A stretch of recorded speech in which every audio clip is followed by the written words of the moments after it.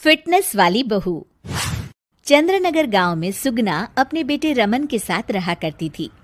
कुछ ही दिनों में उसकी शादी राधा नाम की एक लड़की से हो जाती है। राधा फिटनेस को लेकर बहुत ज्यादा सजग होती है और वो घर के बाकी लोगों को भी दिन भर फिटनेस टिप्स देती रहती है।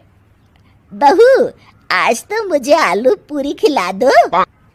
नहीं माँ जी, उसमें बहुत ज्यादा फैट और कोलेस्ट्रॉल होता है। आपको तो मैं आज प्रोटीन सलाद बनाकर खिलाऊंगी। कुछ दिनों तक तो सब ठीक लगता है, मगर धीरे धीरे सुगना और रमन दोनों ही राधा की इस आदत से परेशान होने लगते हैं।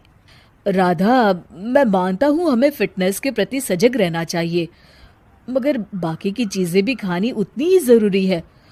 रोज रोज प्रोटीन सलाद थोड़ी ना खाया जाता है। आपको तो खुद तला फला खाना है। माँ जी का तो आप बस बहाना बना रहे हो। देखो जी, जो आप खाते हो आप वही बन जाते हो। अरे मुझे ये सब ज्ञान मत दो राधा। मैं बस ये कहने की कोशिश कर रहा हूँ कि हर चीज खानी जरूरी होती है। तेल और घी भी खाना जरूरी होता है एक मात्रा में। खैर, तुम नहीं समझोगी। कुछ दिनों बाद तीज आने वाली होती है और सुगना अपने दोस्तों के लिए तीज पार्टी रखती है। अरे बहू, आज तीज है और मैंने कुछ सहेलियों को खाने पर बुलाया है। कुछ अच्छा सा उन सब के लिए पकाना। ठीक है माँ जी। शाम को सुगना की सब दोस्त आ जाती हैं। सुगना सबको अपनी बहू से मिलवाती है। अरे वाह सुगना, तुम्हारी बहू तो बहुत ही खूबसूरत है। सिर्फ खूबसूरत ही है या गुनी भी? अरे नहीं नहीं, मेरी बहू बहुत ही संस्कारी है। घर का सारा काम भी खुद करती है। थोड़ी देर सब गप्पे मारते रहते हैं। फिर राधा टेबल पर खाना लगा देती है। खाना लगा दिया है मैंने, आप सब खा सकते हैं। सब लोग टेबल पर आते हैं। अरे ये सब क्या है? आंटी, ये पालक का सूप है और वो स्प्राउट सलाद। वो सब तो ठीक है बहू, मगर खाना कहाँ है? आंटी, यही खाना है, इससे हेल्थ भी बनी रहेगी और आप सबकी उम्र में तो यही खाना ठीक रहता है। हमारी उम्र मतलब? अरे हम कोई बुढ़िया थोड़ी ना हो गई हैं।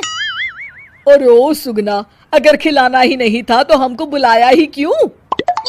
सब मूड खराब हो गया तीज के दिन। चलो यहाँ से। और ये सब बोलते हुए सब औरतें चली गई। अरे ऐसा क्यों किया राधा? मैंने बोला था ना कि कुछ अच्छा बनाना।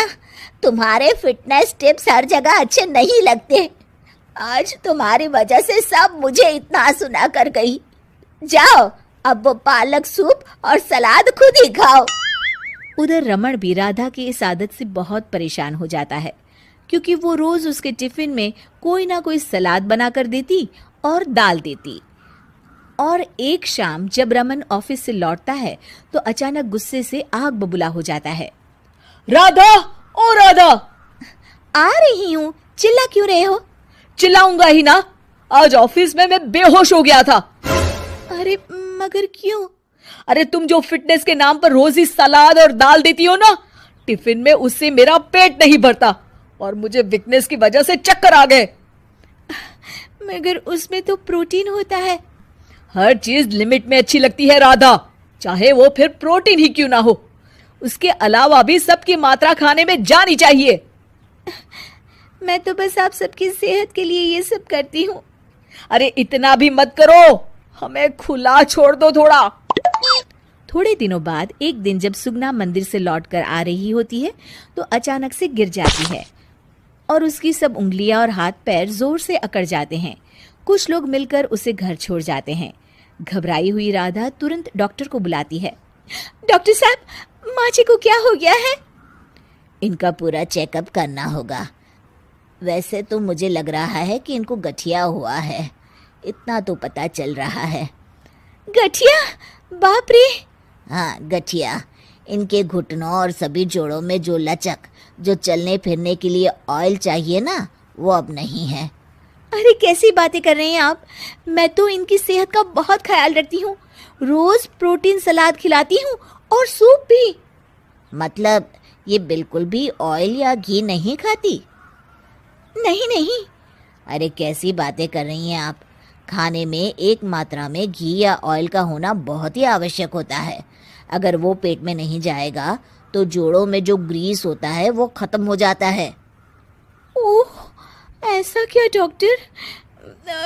माँ जी ठीक तो हो जाएंगी ना? हाँ हाँ, हो जाएगी।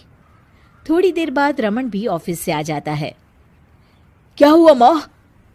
कुछ नहीं बेटा, बस ऐसे ही गिर गई थी। ये सब मेरी गलती की वजह से हो रहा है, मुझे माफ कर दीजिए आप दोनों। राधा रमन को सब कुछ बताती है। I am sorry Raman. अति हर चीज की बुरी होती है राधा, इसलिए मैं तुमको बार बार बोला करता था। तुम्हारी फिटनेस के प्रति जागरूकता अच्छी लगती है, लेकिन शरीर में हर तरह की प्रोटीन जाना भी जरूरी है। जी, आप बिल्कुल सही कह रहे हैं, मुझे माफ कर दीजिए। मैं अपने हाई क्लास फ्रेंड के दिखावे और बहकावे में आ गई थी। मैं दोबारा ऐसा कभी नहीं करूंगी और माँ जी का ख्याल डाइट चार्ट के मुताबिक ही रखूंगी। ये हुई ना बात। अब मेरे लिए आज अपने हाथों से देशी घी के गर्मा गर्म आलू के पराठे बना दो, तो ही मैं माफ करूंगा तुम्हें।